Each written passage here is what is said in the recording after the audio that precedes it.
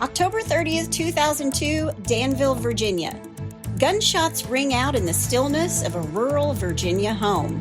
When police arrive, they find 51-year-old Julian Lewis clinging to life and his 25-year-old son, C.J., dead, both shot several times with a shotgun. At first glance, the crime seemed like a brutal home invasion, until investigators uncovered a sinister plot of greed, betrayal, and seduction. You see, Julian's wife and C.J.'s stepmother wasn't a grieving widow. She was a mastermind, motivated by money. This case would unravel into one of the most shocking murder-for-hire schemes in Virginia history, and when the dust settled, it would go all the way to the Supreme Court. This is Teresa Lewis, Sex, Greed, Murder, and Mental Capacity. Hey, y'all, I'm Chris Calvert. And I'm her husband, Rob Potter. Welcome to Hitch to Homicide. For better or worse. Till death do us part.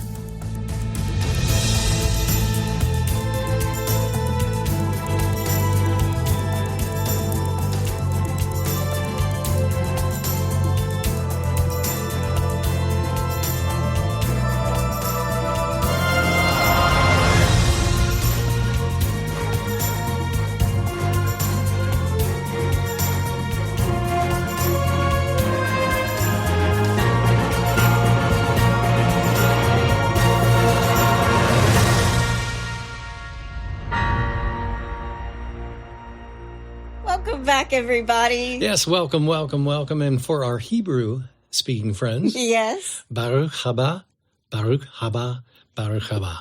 Very nice. There you go. Sorry, I'm tickled. He says things off camera to me. Sorry. He makes me laugh every day. Well, it's my job. Well, wherever you are listening, be sure to subscribe to Hitch to Homicide, then like, rate, and review the podcast so people who are just like you and love true crime and can't get enough of it can find us. Mm-hmm. And if you're watching us on YouTube, hit that subscribe button below. Please. If you want true crime with us all the time, please go join our closed Facebook group. It's easy for you to say. The In-Laws and Outlaws. Take two. Oh, good Lord, help us all. We're off to a good start, babe. We're off like a herd of turtles. Like a herd of turtles. That's what we always say. Yep. Go to Facebook, type in H2H In-Laws and Outlaws, answer a couple questions. You're in. Go join. Love those people. They are the best. We've got lots and lots of new folks in there. So if you've been in there for a while, post in there and welcome the new guys and say, hey, we're glad you're here. There you go. Perfect. You can find us on Instagram at Hitch to Homicide or on X at H2H_podcast. And we have a buy me a coffee link because you know somebody else out there has to drink coffee all the time. He was up until 4 a.m. last night. We've had some bad weather in our neck of the woods, and he was playing Weatherman and Home Invasion Man. We had a little water leakage into the downstairs guest room. So I was upstairs building an ark, and Rob was downstairs monitoring the water that was trying to come into our house. But we avoided disaster. We did. So he needs his coffee, and you can find that link in our show notes. Yep. You can also send us a text. The link to that is at the top of our show notes where it says, send Chris and Rob a text. Please do. We love getting those. Yep. It is still February. We are still doing our crimes of passion and love triangles and spouses who kill.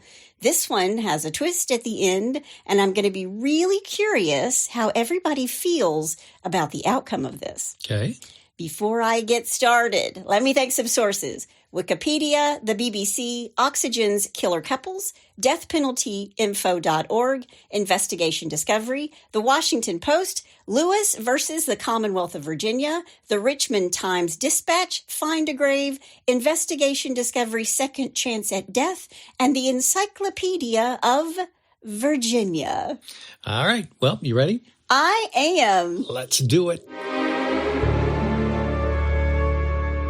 Julian Clifton Lewis Jr. is born on January 1st, 1951 in Danville, Virginia. He's a New Year's baby. There you go. January 1st, just a couple days after me. Not in 1951, but I'm December 30th. He wasn't a tax credit. He was not Daddy's little tax write-off like I was. Exactly. His parents are Julian Sr. and Jeanette Ridgway Wood. Julian lived most of his life in the Danville area, but after high school, he joined the U.S. Army, where he served in Vietnam. Oh, wow. In 1970, he married Paula Jo Walker, PJ, but this marriage didn't last long because on June 16th of 1972, he married Joyce Dale Evans, who was also from Danville, Virginia, in Caswell, North Carolina. Julian and Joyce would have 3 children. Jason Clifton, the oldest, is born in El Paso, Texas in 1974. He will go on to join the Navy in 1997. The middle child is Kathy, and then the baby is Charles Jason, or C.J., who was born on April 16th in 1977 in Fort Campbell, Kentucky. Oh, wow. He is actually going to join the Army. So it's a military family. Right. Okay. Eventually, the family did come back to Danville, Virginia, where Julian took a job as an electrician with Dan River Mills. And Dan River Mills is a manufacturer of apparel, fabrics, and home products like bedding and stuff. It opened in 1882 Wow. as the Riverside Cotton Mills and became the largest textile mill in the South, growing by leaps and bounds during World War II. And by the 70s, and later by the time Julian went to work there, the mill was really struggling to compete with cheaper imported textiles, and it eventually closed in 2006. Too bad. But for years, Julian was a mechanic there. And even though it sounds like it's named after a man, it's a river, the Dan River. The company was established on the banks of the Dan River, which was named by Colonel William Byrd, taking the name from the Bible, as the Dan River defined one of the boundaries in the land of Canaan. I wonder if that was the same Colonel Byrd that went to the North Pole. I don't know, but I just thought it was interesting because I was like, who's this Dan guy? Well, Yeah. That's not what it is. That's not what it was, Chris. I learned something, and now you did too. There you go. That's your background history lesson for the day. Yes. If you're ever playing Trivial Pursuit, Now you know. we've got some needless information. I'm so full of needless information. It's scary. It's really scary. Julian and Joyce, they raised their children in Danville, but Joyce suffered from chronic pancreatitis for 25 years or so during their marriage. And pancreatitis is painful. Like, if you don't know, it's sharp, stabbing pains in your gut. Yeah. And after suffering for years and Julian taking care of her for years, they'd been married for 28, Joyce passed away on January 26th, 2000. And Julian, of course, is devastated. The kids are grown. CJ still lives at home. And Kathy, his daughter, is really a saint, y'all. She picks up the slack. She's a young 20-something. She comes home to take care of her dad and her younger brother. And her older brother, Jason, of course, I told you, is in the Navy, so he's away. Right. But Julian's devastated. He's not sleeping. He's not eating. He's drinking too much. He's grieving. Sure. And then in late March, early April, Julian meets a young woman, Teresa Wilson Bean. Teresa was born on April 26, 1969. She grew up poor, and both of her parents worked for Dan River Mills. She sang in the church choir when she was a kid, and at the age of 16, she dropped out of school and married a man she met at church. She's 16. Wow. Yeah. She and her new husband, Mr. Bean, I couldn't find a first name. They have a daughter and name her Christy Lynn. And 3 years later, they have a son named Ben. But not too long after this, Teresa and her husband split up. Her mother-in-law, Marie Bean, described Teresa as, quote, not right, end quote. And I would bet my last dollar that what she really said was, she ain't right. She just ain't right. She ain't right. Yeah. But Teresa wasn't very smart, and dropping out of school at the age of 16 probably didn't help. And in the end, Teresa didn't get custody of her children. The father did, Mr. Bean. And Teresa got visitation. Visitation. How'd that happen? I mean, she's not even sharing responsibility of raising the kids. She has non-custodial rights just to spend time with her children. So was this on her choice, or? I do not know the specifics of that, but the more we get into this case, you're going to be like, oh, I know why Mr. Bean kept the kids. Gotcha. Okay? Okay. But she couldn't even make major decisions about their lives or their education or even their medical care. She went from like low-paying job to low-paying job after her divorce, and Teresa ended up right where her parents both worked, Dan River Mills. And this is where she meets the grieving Julian Lewis in late March, early April. Okay. She's 31. He is 49. Wow. I read that he was her direct supervisor in some way. Now, Teresa starts flirting with Julian. She's a big flirt.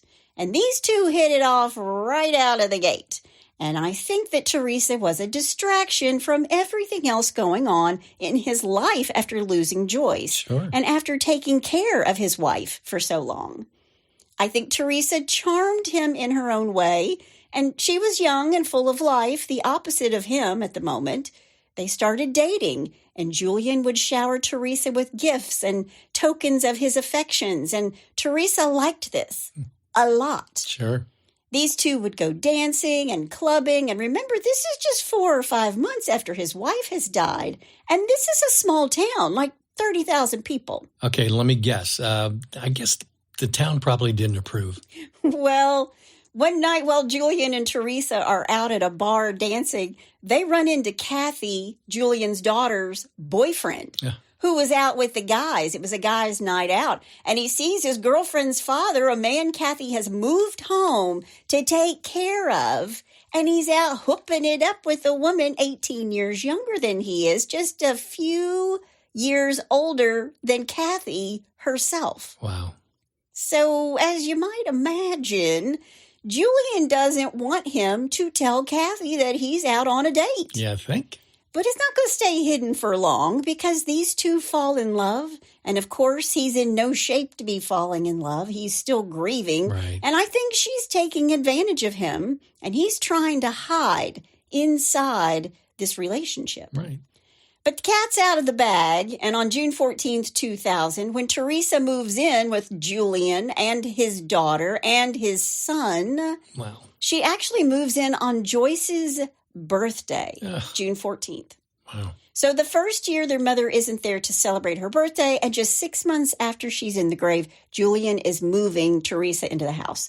That's a little brutal. Yeah, a little bit. Teresa tells Kathy and C.J. to call her Mom. And Teresa is 3 years older than Kathy. Yeah, that's not going to happen. And Teresa makes herself right at home right away. She gets comfortable quick. Now remember, she has children, but not custody. So Christy and Ben would come and visit their mom in their new home with Julian and Kathy and C.J. It's important to say that Jason, Kathy, and C.J. didn't want their father to be alone for the rest of his life. That's not what they wanted for him after their mother died. Right. But they didn't want Teresa, Yeah. a woman who didn't even have custody of her own kids. So this isn't exactly like the Brady Bunch. It's not it's not all rainbows and unicorns, right? It's red flags. Sure. Christy and Ben did make regular visits to the home Julian built with his late wife, Joyce. And Julian's grown children can see pretty quickly that Teresa's taking advantage of the kindness of their father and his fragile state. But Teresa liked to go to church, and she wanted Julian to go with her. But in this fragile state or no fragile state, Julian and Teresa get married. Yeah. And after this, when Teresa and Kathy would disagree on anything, Kathy says her father always took Teresa's side, and her children were the ones that mattered now. Kathy and C.J. are young adults, obviously, at this point, but Julian is prioritizing Teresa and her children over his own. And his kids are grieving as well. Yeah. They've lost their mom. Yeah. And Kathy and Teresa don't get along at all. And according to Kathy, trying to get along with Teresa was like, quote, trying to wrestle a greased pig, end quote. Couldn't have said it better myself, Yeah. Kathy. Nicely said.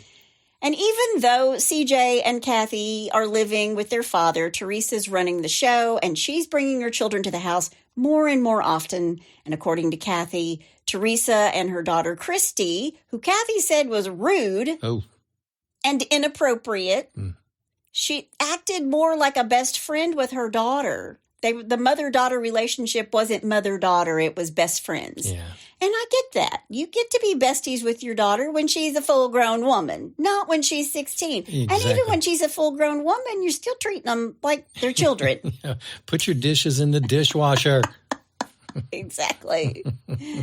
Yeah. I mean, but when they're 16, you're still laying down the law. Yeah. There was no law. Wow. But when Christy is disrespectful of others in the house, Teresa doesn't allow anyone to discipline her daughter.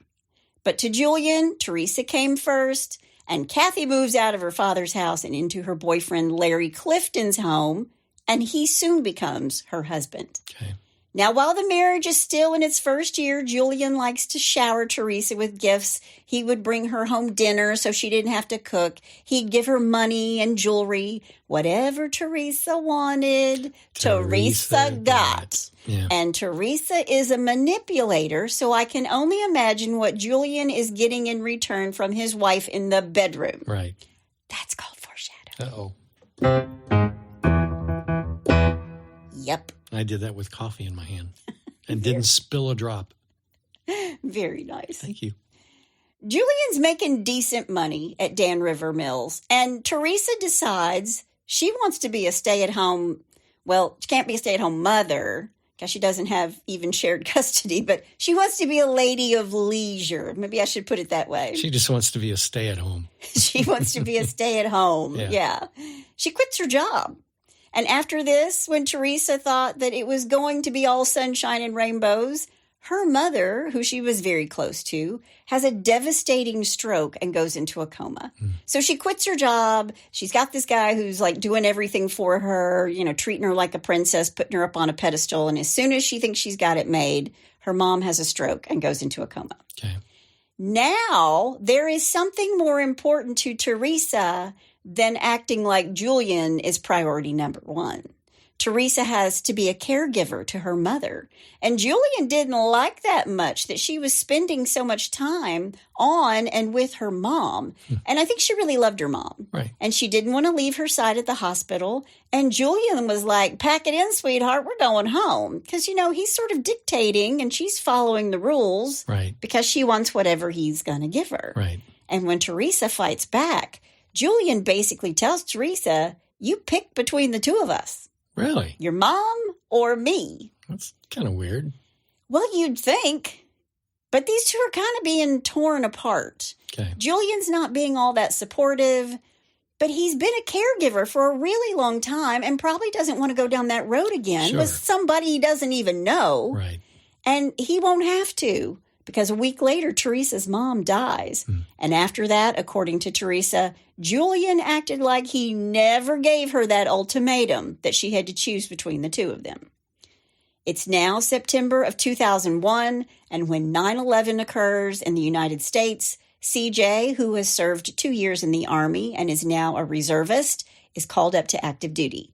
And with his room empty, Julian's oldest son, Jason, comes home for Thanksgiving and decides to stay and help out his dad, and he moves into CJ's room.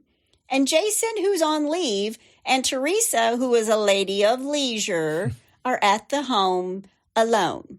A lot. Okay. Together. Uh-oh. And Jason is a nice-looking young man. Oh, man. Teresa and Jason are the two closest adults in age. And Teresa gets flirty with him. She's telling him how lonely she is. Well, go back to work, Teresa. Yeah, exactly. Go back to work where your husband works. Yeah. And according to Kathy, Teresa told her older brother, Jason, that his father was gone, they had the house to themselves, and that he could use her however he wanted. What does that mean?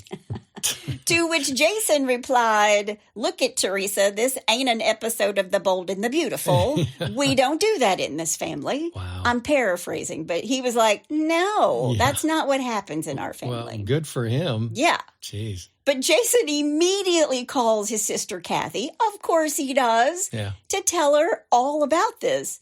But he doesn't tell his father because he doesn't get a chance to tell Julian. Jason, who was stationed at the Oceana Naval Station in Virginia Beach, Virginia, where he was a petty officer 3rd class with the U.S. Navy, died in a fatal car crash on December 7th, 2001. Wow. It was a single car crash. He drove off the left side of U.S. Highway 58 in his 1996 Ford Thunderbird at 2 a.m. Wow. So Julian, Kathy, and C.J. have now lost a wife and mother and now a son and brother within the span of a year. Man. That's tough. Yeah. And Julian is struggling with the death of his oldest son right on the heels of the death of his wife. Of course he is. Of course. But he can't turn to Teresa for emotional support because she's grieving over the loss of her own mother. So these two are having a hard time being supportive of each other. Right. But because Jason wasn't married, his military insurance policy benefits went to his father to the tune of $200,000. And now Teresa has 200,000 more reasons to really like her husband, Julian. Of course she does. With this money, Julian buys 5 acres of land and a new mobile home in Pittsylvania County, and Teresa thinks she's hit the jackpot. She's won the lottery. Not only is she not working, but now she has a new 3-bedroom, 2-bath home on 5 acres. And after this, because CJ is now active reserve and doesn't know what the future holds for him, he puts his own affairs in order. CJ puts his own affairs in order. And he gets his will and he signs his beneficiary papers with the military for $250,000, naming his father as the beneficiary of his life insurance policy and naming Teresa as the second in case Julian was incapacitated. Now, why he didn't pick his older sister is beyond me. Of course, hindsight is 20/20. Sure. But now that their lives are a little more comfortable and they have some money, Teresa and Julian are fighting a lot over money. She wanted it and he controlled it. He counted every penny he doled out to Teresa, and that $200,000 went straight into Julian's Prudential Securities account, an account that Teresa did not have access to. And those funds were only accessible by the use of drafts with Julian Lewis's signature on them. And Julian only gave her what he wanted her to have. So either he was just controlling or he knew that Teresa would spend the money without asking. I'm going to say it's a little of both. Well, Teresa feels controlled. Yeah. And Julian was a little bit paranoid. He was convinced that Teresa was having an affair with one of the deacons at the church she went to every Sunday. I don't know if that was true or not. This is like Peyton Place. Bold and the Beautiful. That's what I said. Yeah.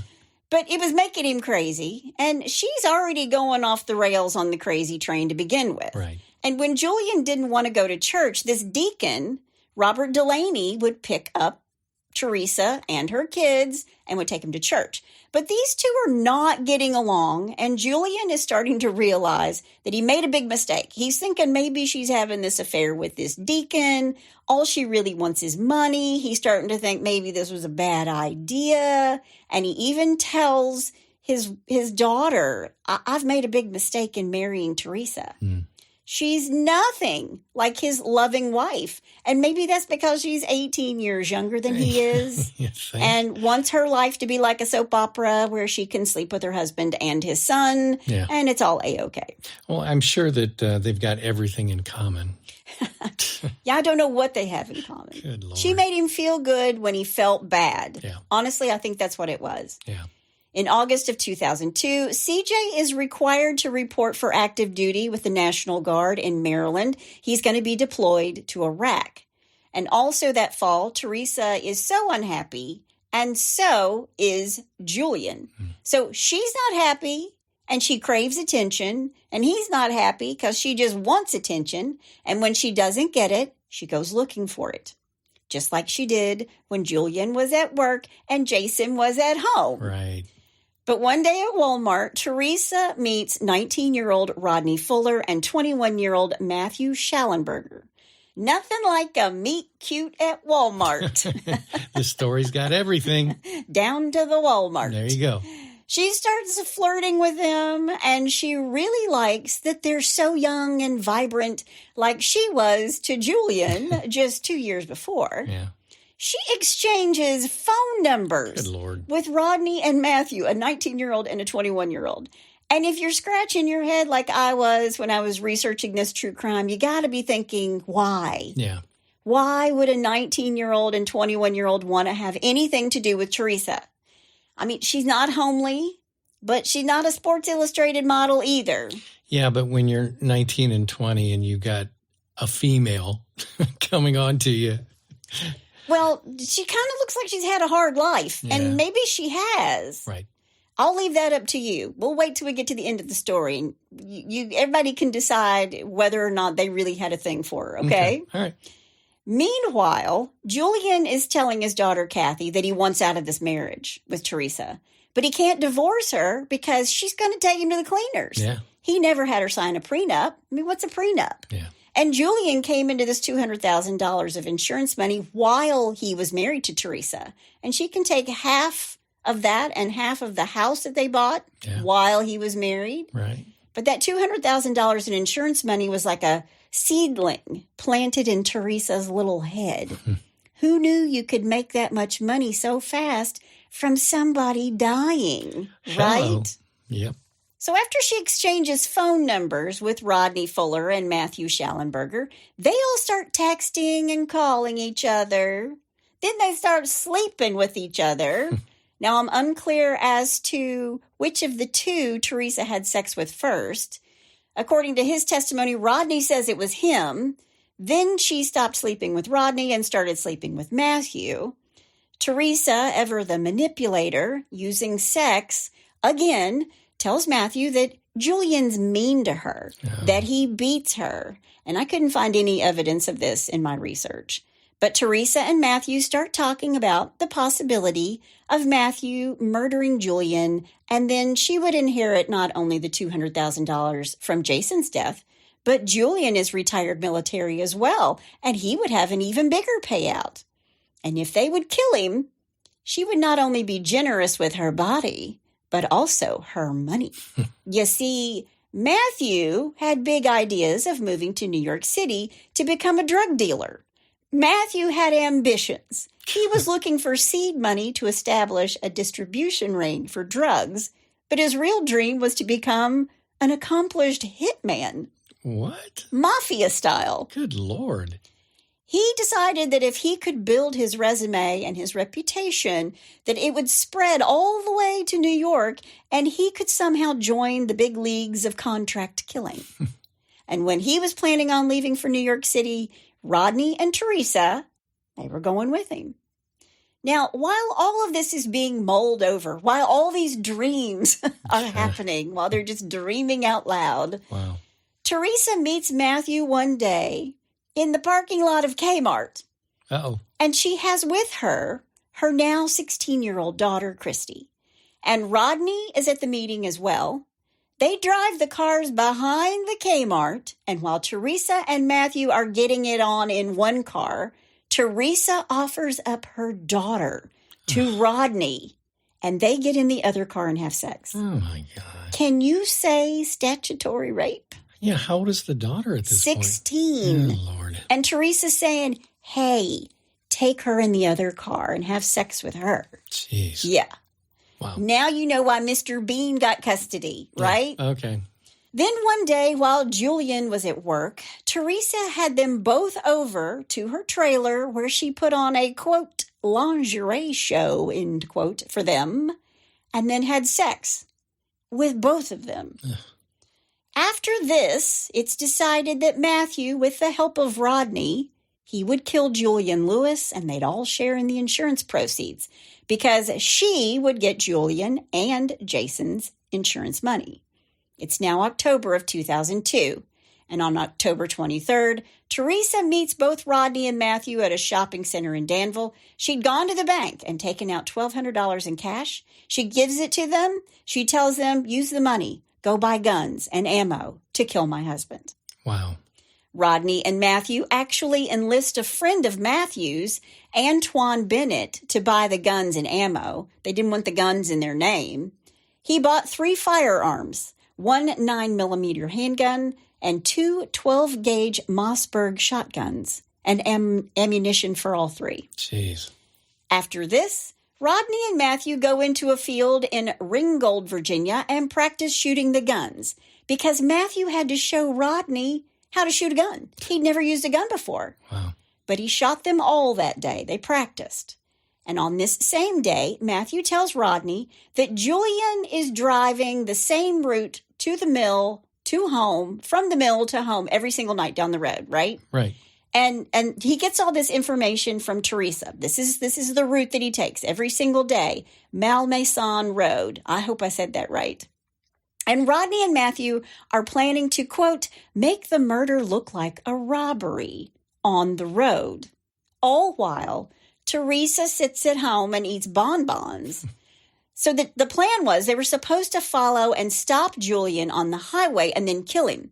But when the time came, Julian whizzes by in his Jeep.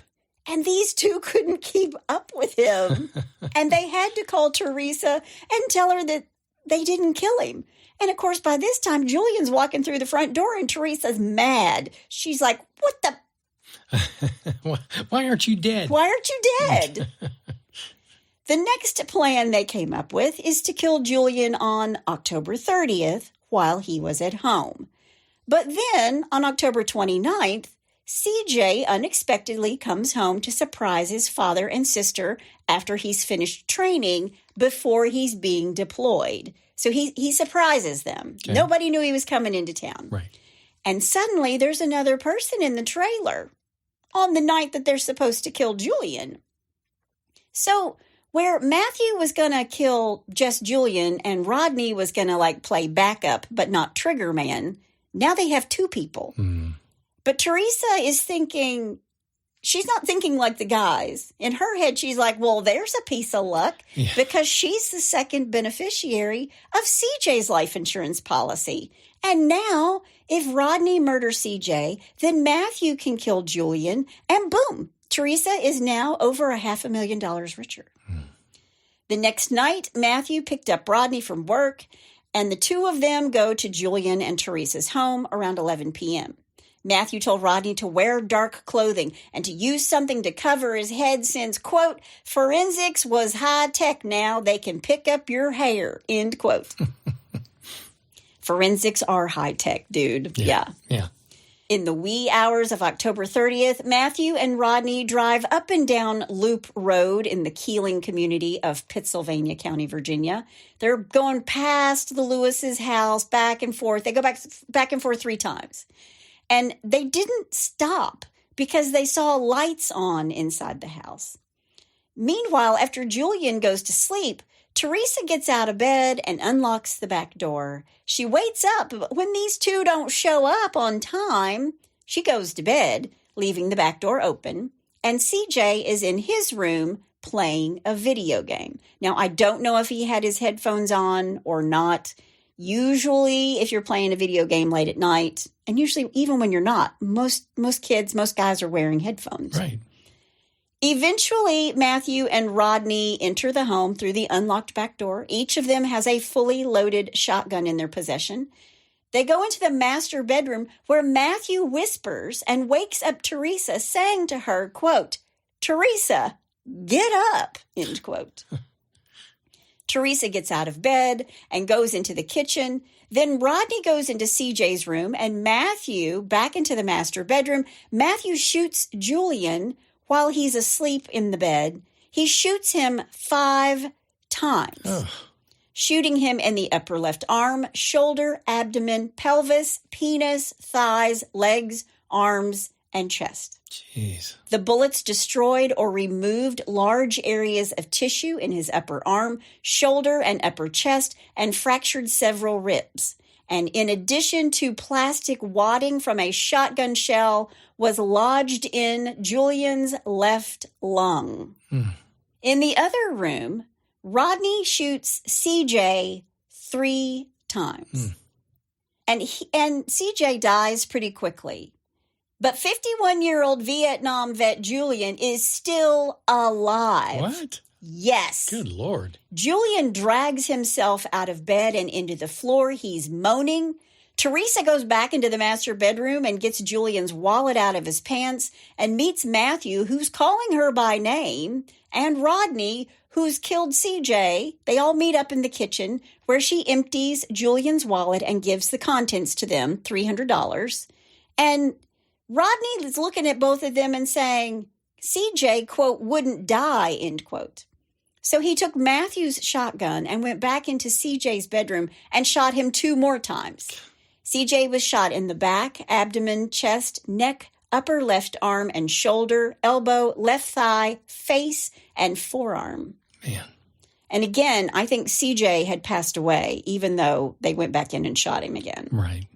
At this point, Rodney collects most of his shells in C.J.'s bedroom. I think the key word here is most. Mm-hmm. Yeah. And he meets Matthew and Teresa back in the kitchen.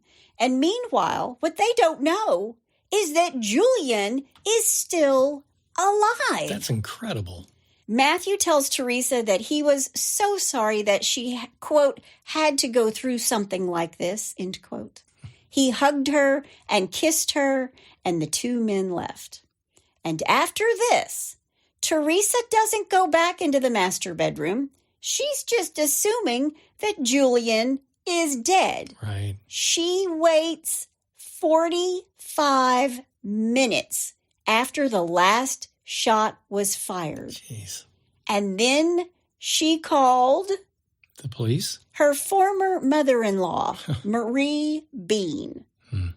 Then she called The police? her best friend, Debbie.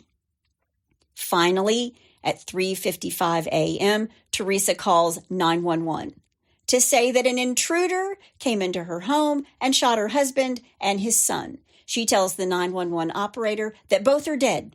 She tells the 911 operator that she'd been in bed with her husband when an armed man came into her bedroom and said, "Get up." And Teresa tells the operator that her husband told her to go into the bathroom and ask the intruder, quote, "What's going on?" end quote. And Teresa says that that's when she heard gunshots and that they occurred around 3:15 or 3:30. Dude, Teresa, it's almost 4 a.m. Yeah. What you been doing for the past 30 minutes, right? Exactly. Yeah. The sheriff's deputies, Harris Silverman and Corey Webb, arrived at the Lewis home at approximately 4:18 a.m., 23 minutes after Teresa calls 911. They live out in the middle of nowhere. Teresa told the deputies that her husband's body was on the floor in the master bedroom and that her stepson's body was in his room. And when the officers entered the master bedroom, they find Julian badly wounded, but still alive and talking. Whoa. He made slow moans and uttered, "Baby, baby, baby, baby," end quote. Wow. And they ask him his name, and he says, "I'm Julian Lewis." They ask him his name after they called for EMS. I just want to tell you that. Yeah. But then Julian, after telling the officers his name, they look at him and say, "Do you know who shot you?" And he responded before he passed away, quote, "My wife knows who done this to me," end quote. Wow. Now, one of the deputies sees Teresa on the phone and hears her say, quote, "I told CJ about leaving that back door unlocked," end quote. So she's trying to blame somebody else already. Right. Julian died shortly after while still in the mobile home. The deputies tell Teresa that her husband and CJ are dead, and Teresa did not appear to the officers to be upset. Investigator J.T. Barnett of the Pittsylvania County Sheriff's Office arrived at the murder scene around 7 a.m. He interviewed Teresa, and then investigator Keith N. Isom also interviewed Teresa. And during one of these interviews, Teresa claimed that Julian had physically assaulted her a few days before and said she didn't know who killed her husband. And then she said that she would not kill her husband or have him killed. She's offering up information they didn't even ask about. What? Hello? Investigator Barrett asked Teresa what she and her husband did before they went to bed that night. "What'd you do tonight? What happened?" She said that she talked with her husband and that they prayed together. She told Julian that she was going to pack his lunch, and he went to sleep. And she made a lunch and put it in the refrigerator in a little brown bag. And she even wrote a note on the lunch bag that said, quote, "I love you. I hope you have a good day." Then she drew a picture of a smiley face. And inside the smiley face was a message, quote, "I miss you when you're gone," end quote. There's a special place in hell for people like this. She tells him that they then went to bed and that Julian heard something and told her to go to the bathroom and lock the door. So now she's already told two different stories. Yeah. And she jumped up and ran to the bathroom, and she heard shots over and over and over. And she tells them she then waited 45 minutes inside the bathroom before she came out. Really? She just stayed in the bathroom for 45 minutes? Yeah. Then they ask her, why would Julian say, "My wife knows who did this"? This is the moment that Teresa starts to fake cry and says, "I don't know." Crocodile tears. End quote. Yeah.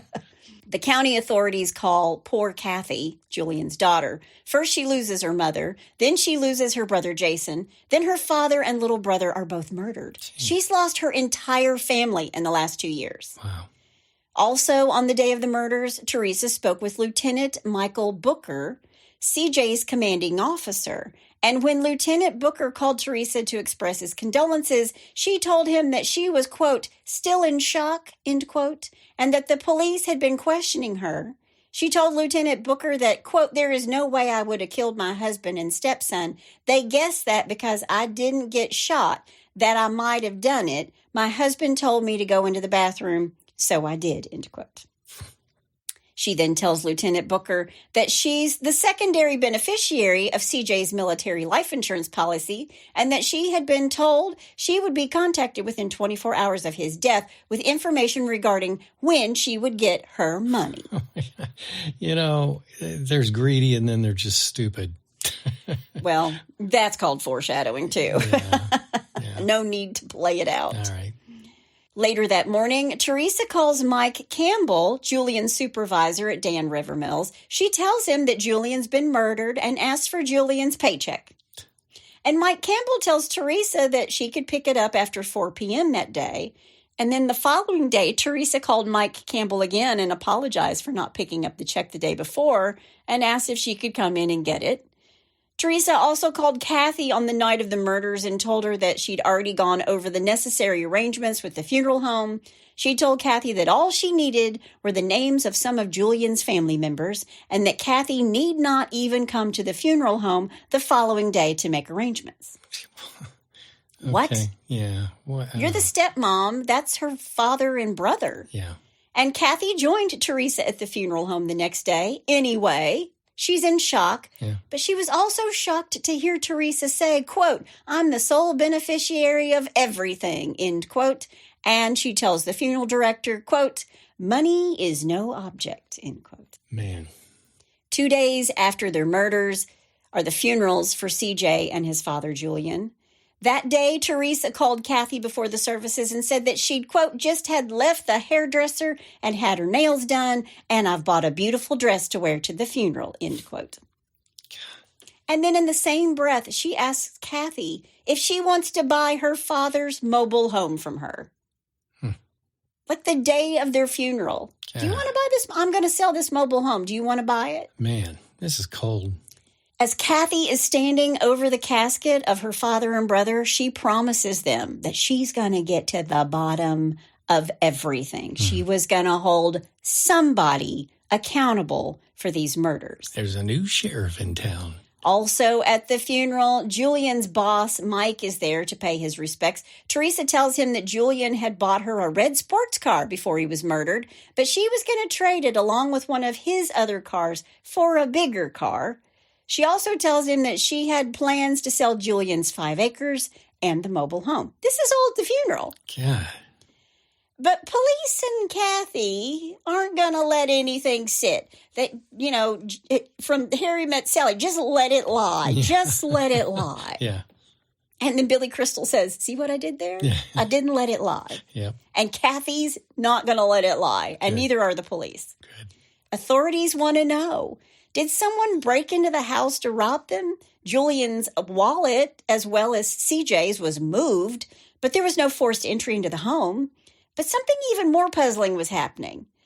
In CJ's room, the shotgun shells had been picked up. Except for one, I think. But in the master bedroom, the shells were still there on the floor. And immediately the authorities think, there's more than one killer here. Right. He would pick up the shells in both places. On the night of the murders, Teresa has no blood on her. If she'd used the 12-gauge shotgun, she would have spray and gunpowder on her. So they know she didn't pull the trigger. But she knows more than she's letting on. Right. And they ask her what she saw that night. You know, you had to have seen something. But Teresa's been so busy. She wants Julian's paycheck. She's made a quick attempt to withdraw $50,000 from Julian's Prudential Securities account by giving them a forged check made payable to her at the bank. But the bank employee checks the signature card, and of course, it doesn't match. Right. And the bank people are like, look at Teresa. This is a no bueno. Right. We know it's not Julian's signature. And remember, this isn't a big town. Everybody knows everybody. It's a town of 30,000 people. Oh, yeah. And there's been a double homicide. People are talking, including Julian's boss. Because remember the lunch bag with the smiley face? Right. Well, everybody at Dan Rivers Mills knew that Julian brought his lunch in a blue and white cooler. Uh-oh. He never brought a lunch bag. She put it all, it was all a setup. She's lying. Right. And investigators learned that not only did she try to forge a check to get Julian's money, but that she was about to profit from the death of not just her husband, but of her stepson, C.J. Mm-hmm. And they also hear that Teresa has told a friend that she was, quote, just using Julian for money and that he would buy her things. And if Julian died, she would get the money. And if C.J. was killed and Julian was dead, she'd get that money too. And Man. It's a small town, so everybody's talking. Oh, yeah. On November 4th, 2002, 2 days after the funeral, where Teresa's had her hair and nails done, bought her beautiful dress, Teresa calls Lieutenant Michael Booker asking for CJ's personal effects. And she wants a photograph of CJ that she had given to Lieutenant Booker for the memorial service. So this is CJ's... What am I trying to say? It's his commanding officer. Okay, you see, And he tells Teresa, look, Teresa, I can give you the photo back. But the personal effects are going to Kathy, CJ's sister. She's the immediate next of kin. And at this point, Teresa loses what marbles she has in her head. She really gets angry, and she tells Lieutenant Booker that he better bring CJ's things up to her pronto. And he says, no. Yeah. And it's at this point, Teresa finally asks him about CJ's life insurance policy, and she point blank reminded him that, quote, I'm the second beneficiary, end quote. To which he said, good for you, but his sister gets his things. And Teresa said, quote, that's fine. Kathy can have all his stuff as long as I get the money, end quote. Wow. Now, as you might imagine, the authorities bring in Teresa for more questioning and a polygraph test. And they ask her if she'd take one. Will you take a polygraph? And then they say to her, look, it's standard procedure, and it's going to clear your name. And she gets the basic, what's your name question correct, who was your husband? But when they get to the question, did you kill your husband? The polygraph showed that she did have some kind of knowledge about Julian's homicide. Right. And on top of this, investigators know that Teresa waited 45 minutes before calling 911 and that the phone records showed that she'd placed calls to her ex-mother-in-law and the woman who said that Teresa ain't right and her best friend Debbie before she ever called 911. Yeah. And she had told him, I was afraid. I stayed in the bathroom for 45 minutes, that whole thing. Yeah. On November 7th, 2002, after telling her what they know and that she's failed the polygraph, authorities pressure her, and she says, well, on second thought, maybe I do know someone who would want Julian and CJ dead. And then she starts crying. And she tells them there's this guy, Matt, but she didn't know his last name, but it starts with an S. And she tells the authorities that she met him, and one thing led to another. She tells the investigators that Julian had been beating her, and Matt wasn't happy about it, and told her that she deserved better, and that he could help her be free. And Teresa told Lieutenant Isom that Matthew had expected to receive half of the insurance proceeds, but that she had changed her mind and decided to keep all of that money. And she does tell them that she does know where he lives. I don't know his last name, but I do know where he lives. And she tells him, I'll take you to him. Jeez. And they get together. They're in this squad car together, and they arrive at Matt Shallenberger's place. They take him into custody. He says nothing. He clams up. He wants an attorney. Right. Zips it up. They take both Matthew and Teresa into custody. They search Matthew's home and find gloves, 2 12-gauge pump shotguns, and empty shell casings, and the shells in the shotgun are sent to the crime lab. When it does come back, it's a match. The deputies also found these rubber gloves, these household gloves, in the closet in Matthew's bedroom, and primer residue caused by the discharge of the bullet was present on the gloves. The next day, Teresa asked to speak with Lieutenant Isom and admitted that she'd not been totally truthful the day before. Okay. Teresa confessed to Rodney Fuller's involvement in the murders. Well, I'm sure she thought, hey, they bought the Matthew thing, so let me get rid of this second guy, and we'll take care of it. I'm going to throw Rodney under the bus. And I'll be cleared. Yeah, so she tells him about his involvement in the murders and tells the lieutenant that her daughter had, quote, helped. Her daughter had helped her during the planning process as well. You prostituted her out. Yeah. She even admits to waiting for about 30 minutes before calling 911. Mm-hmm. They bring in Matthew's roommate, Rodney Fuller, when Teresa tells him to. Rodney sits down, and 7 minutes in, he throws his hands up and sings like a canary. He tells them that he and Teresa are lovers, but then she focused only on Matthew. He tells them that, yes, he had sex with Teresa's 16-year-old daughter in one car while she had sex with Matthew behind the Kmart. He also tells the authorities that their first attempt to kill Julian was a bust. And then C.J. came home, and Teresa wanted him dead, too. And Rodney says that Teresa was supposed to wait up, but she went to bed after leaving the back door open, and that Matthew, who's not saying a word to investigators, told Teresa to get out of bed, calling her by her name. And Lieutenant Isom's like, yeah, that's why Julian said my wife knows who did this before dying.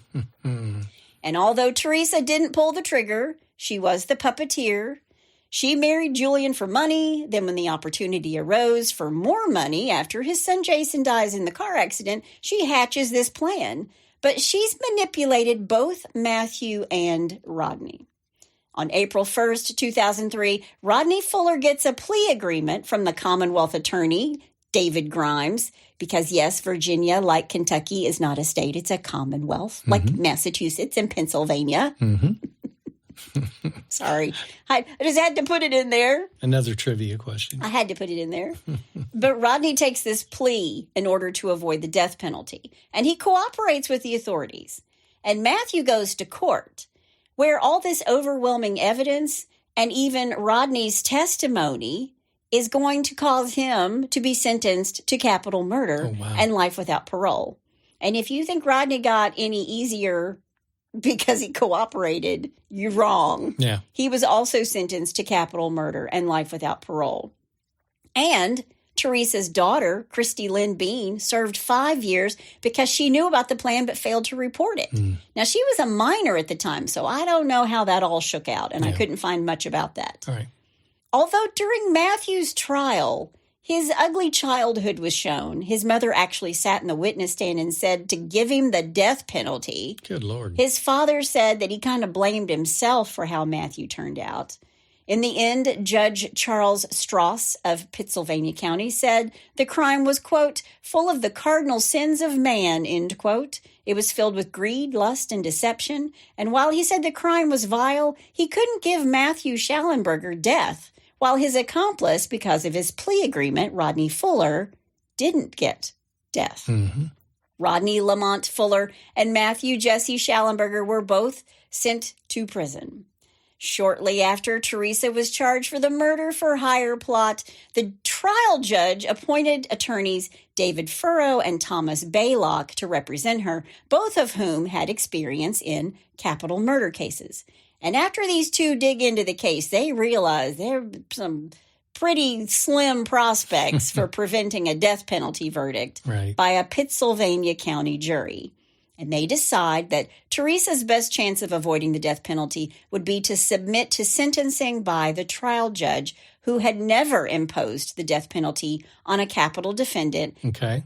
And this is the same guy who had sentenced Rodney Fuller, a trigger man, to life imprisonment under the agreement he had made with the prosecution for his cooperation against Matthew and Teresa. So these attorneys are thinking, okay, he played fair game because Rodney took a plea and Matthew is guilty, but they didn't give Matthew the death penalty because they didn't give it to Rodney. So they're thinking, this is the same judge. Sure. He's never done this before. We're going to take our chances with him instead of a jury. Gotcha.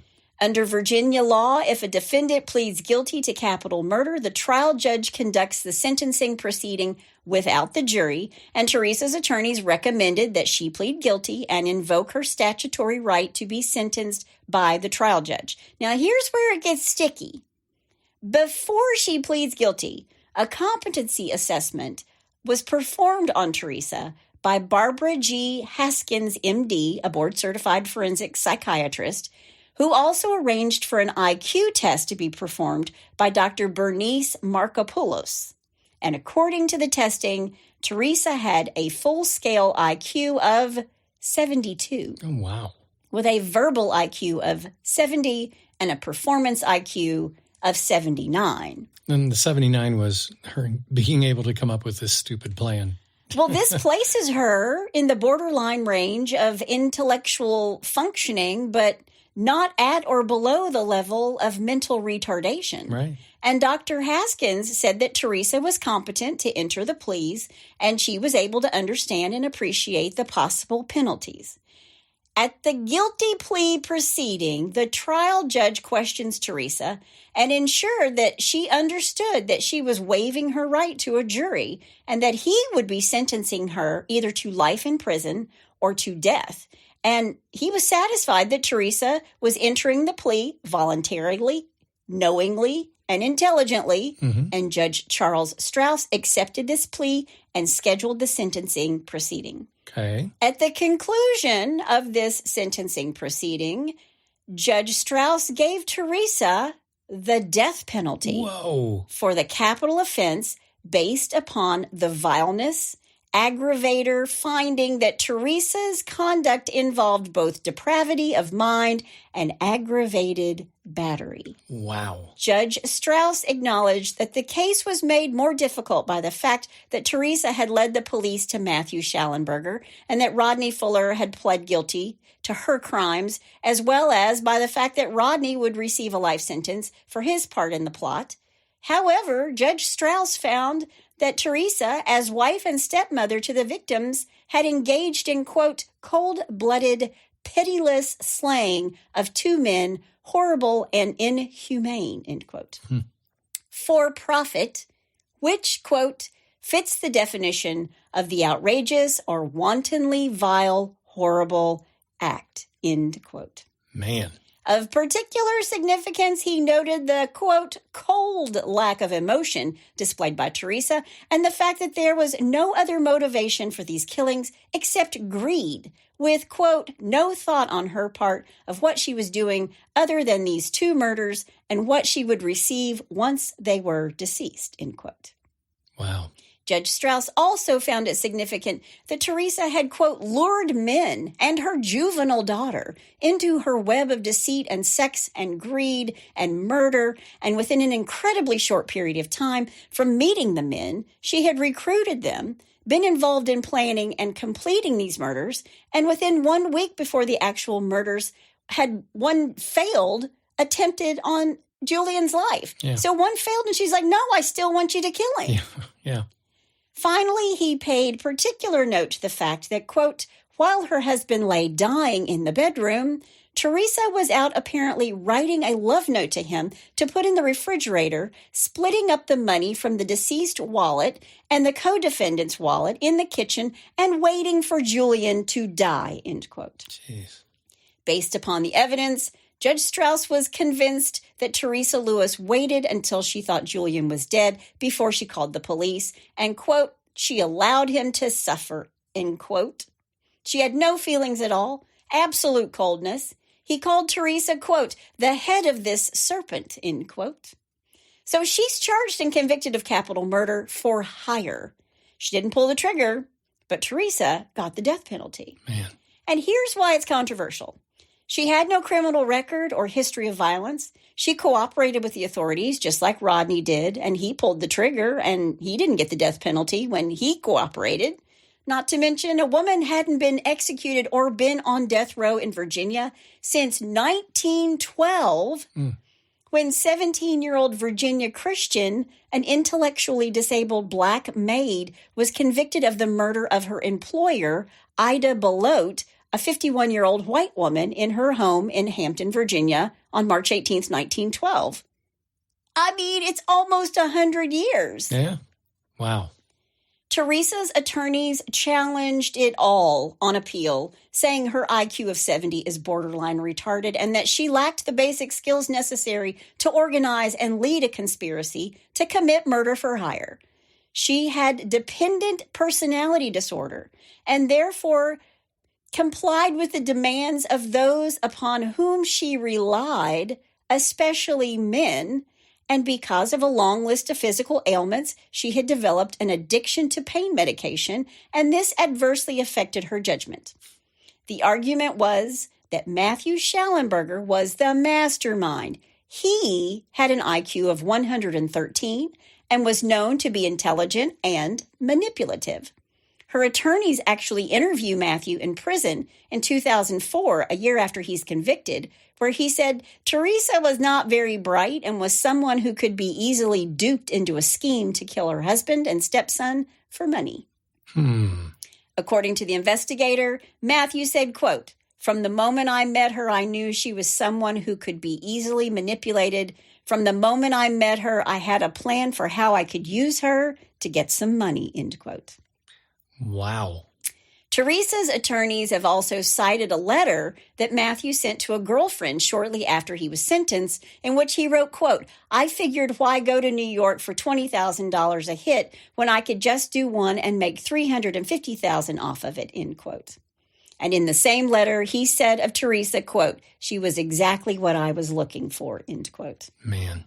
Now, in addition, her attorneys have cited a 2004 affidavit by fellow assassin Rodney Fuller, who said this, quote, as between Mrs. Lewis and Shallenberger, Shallenberger was definitely the one in charge of things, not Mrs. Lewis, end quote. By the way, Matthew Shallenberger committed suicide at Wallens Ridge State Prison in Big Stone Gap, Virginia in 2006. Really? 3 years after he is convicted. Wow.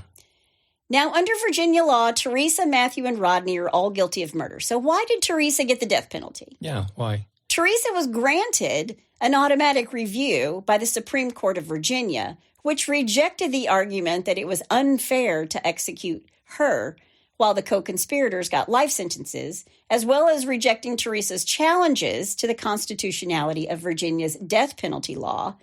Teresa was placed on death row at the Fluvanna Correctional Center for Women in Troy, Virginia.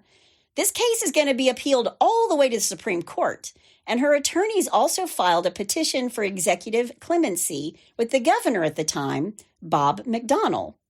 Over 7,300 appeals for clemency were reportedly sent to Virginia Governor Bob McDonnell. Her supporters stated that, quote, Teresa is deeply remorseful and has been a model prisoner, helping fellow female inmates cope with their circumstances, end quote. Her father, Melvin C. Wilson Sr., testified how Teresa took care of her invalid mother prior to her death. Well, that was just for a week. Yeah. But Teresa herself stated, quote, I just want the governor to know that I am so sorry, deeply from my heart. And if I could take it back, I would, in a minute. I just wish I could take it back, and I'm sorry for all the people that I've hurt in the process, end quote.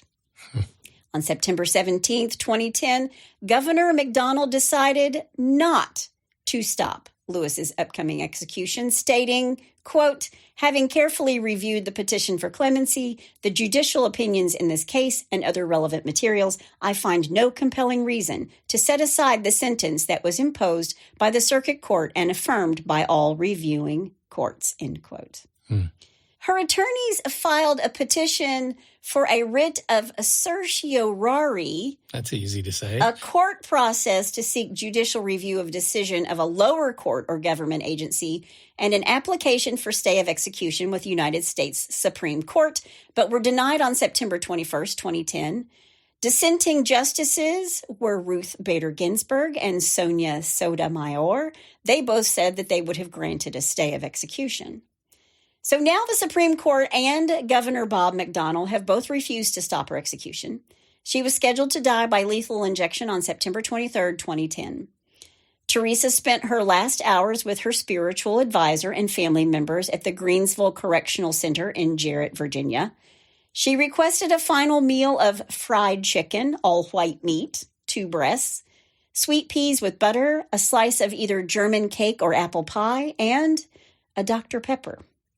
According to the Associated Press, as she was escorted into the death chamber, Teresa appeared tearful. Her jaw was clenched. Shortly before her execution, Teresa asked if her stepdaughter, Kathy Clifton, daughter of her murdered husband, Julian, was there, and Kathy was there in a witness room separated from the execution chamber by a 2-way mirror. Then Teresa said, quote, I want Kathy to know that I love her and I am very sorry, end quote. Too little, too late. Yeah. So what do you think? Well, I think she got what she deserved. But based on her IQ, that's what everybody's saying. Yeah, but she was borderline. Yeah, even John Grisham, chimed in and wrote an op-ed in the Washington Post. And I used that for part of my research. But, I mean, he's just basically saying, a woman hadn't been put on death row in almost 100 years. And a woman who didn't even pull the trigger, and the guys who did pull the triggers didn't get the death penalty, but she did. So how does that all wash out? And if she's got an IQ of 70, how does that factor into it? Well, what was the one, I forget what it was, the line 79 is the highest of her IQ. I mean, in the different categories. They did say, there was a forensic psychologist who said she's borderline. Right. But she understands what she's doing. Yeah. I mean, it just sounds like she manipulated everyone, though. Exactly. So you have to have some sort of smarts to be able to do that. She didn't do it very well, but she used sex to manipulate. Yeah, and to have her 16-year-old daughter. I mean, come on. Yeah. But that is the story of Teresa Lewis. And that's all I have to say about that.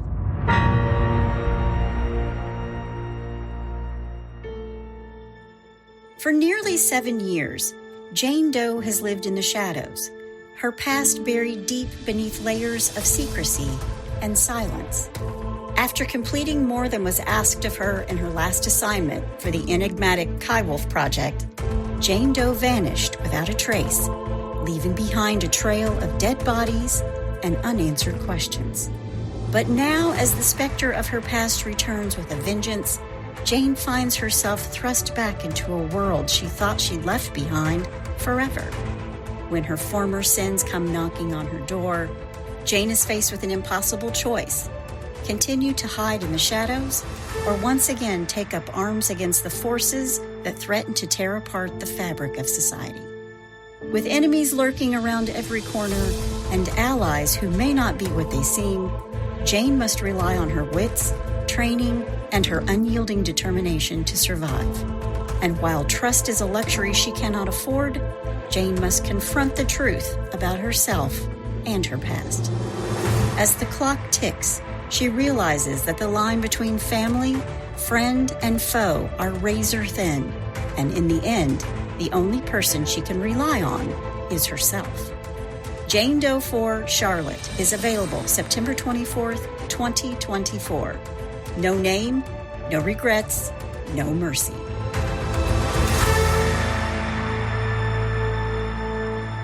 Yeah, I mean, there's just the part of me that, that wants to be compassionate and say, she wasn't very bright, so maybe she got manipulated by Matthew, but she was the ringleader. I mean, she was out to get money. She wanted the money. She used sex to manipulate them. And then when Matthew realized that he could actually manipulate her while she's thinking that she's manipulating him. Right. That he could profit off of it. But everybody was trying to profit off of it. Yeah. The one person I feel bad for is Rodney, because I don't think he really wanted a part of any of this, because he wasn't even supposed to be a trigger man until CJ showed up unexpectedly. Yeah. And that's when Teresa was like, well, there's a piece of luck. Now we've got another one here. Yeah. Yeah. Well. But he did go along with it. He did pull the trigger. He is still sitting in prison. People have just got to realize that anytime you're going to do anything stupid like this, you're taking a risk of you're going to die. Yeah. Just don't do bad things. Don't kill people. Don't kill people for money. Yeah. Just don't kill people at all. Go get a job. Okay. Get a haircut and get a job. Exactly. All right. Well, let's do a little bless your heart. Well, bless your heart. All right. This first one, number one, I'm calling Dumb, Dumber, and Really Dumberer. I'm afraid. Yeah. After last week with the hot dog and the bun. Yeah, exactly. Sorry. A bar in Oklahoma took an 18-year-old girl's fake ID on Tuesday. And instead of leaving, she called the cops. Oh, sister. Yeah. Come on. She claimed that the ID was real. Well, she clearly didn't think that through or really thought her ID was real. When officers arrived at the bar, they retrieved the ID, which was a Texas license with the name McCammy Queen. McLovin. Well, I was going to say, personally, I would have used McLovin, but, whatever. They ran it and came back ineligible and now faces charges for lying to the police. Yeah. There you go. Come on. Come on, man. Yeah. Bless her heart. Exactly. Bless her heart. All right, number two. Look at me. Look at me. I say this every day to Rob. Right when I wake up. So if you're out and about and up to no good, make sure you're not giving the police any reasons to pull you over. No. And that includes custom license plates. According to reports, 2 people in Missouri were pulled over recently and tried to flee the police. It's unclear why they were getting pulled over, but the car had custom license plates that said, "We high." They were eventually caught and arrested. We high. We high in here. Probably had like a, marijuana leaf in the window or something. How dumb. Don't set yourself up. Exactly. All right, number 3. And there's part of me that kind of likes this, and then there's part of me that wants this guy to get busted. But it's called Must Love Dogs. Okay. Cops in California are looking for a home intruder that also loves dogs. According to reports, a man in California was caught on camera stealing a bike from someone's garage. Okay. But in the process, he made friends with the family dog. Oh. The unknown suspect can be seen stealing a 3-speed bicycle valued at approximately $1,300. But before he rides off, the family dog walks out and makes friends with the thief. Be Scotty. It would. Hey, everything's right over here. Yeah, come in here. This is where the good stuff is. Exactly. All right. Causing the burglar to put his heist on hold, he puts the bike on the kickstand, right? And takes a moment to pet the dog. He even told the dog, "You're the coolest dog I've ever known." He also gave some free advice to the homeowner's security camera. Quote, "Shouldn't leave your garage door open." He then continued with the heist and rode off on his newly stolen bike, leaving his new furry friend behind. Well, unfortunately, police are still looking for him. Oh, no. If he didn't get caught. Got his face, but they don't know who he is. That's it. They're bringing the dog in for questioning. Yeah, exactly. He's the only eyewitness. He's the only one. Actually, Scotty would be able to report him. Yes, because Scotty is the smartest dog He is. in the world. Yeah, he's smarter than me. Well, bless his heart. Yeah, bless that sweet puppy's heart. Exactly. They just want a pat on the head. They just want to be a good boy. Yeah, exactly. Have you seen, there's the one video of the guy who says, "Hey, if you see your dog today, tell him I said, I haven't seen that one yet. And I love it. It's so great because it's, you know, how the dogs do the dip and dodge. I just love it. It's Juking around. Yeah. Made me think of Scotty. Yep. Well, bless his heart. I hope he does. I hope he comes to his senses and returns the bike. Exactly. Well, if you have a bless your heart or you know somebody's heart who needs blessing, all you got to do is go to hitchtahomicide.com. When you get there, there's a pull-down menu. While you're there, you can also suggest a case or tell us about your brush with true crime. Yep. We got one more week, I think. I can't remember how many Wednesdays are in February right now off the top of my head. I think we have one more week of I think you're right. Crimes of Passion. So tune in next week for the next one. Yep. Until then, that's my amazing husband out there. And that's my beautiful ride in the booth. Join us next time on Hitch to Homicide. Bye, y'all.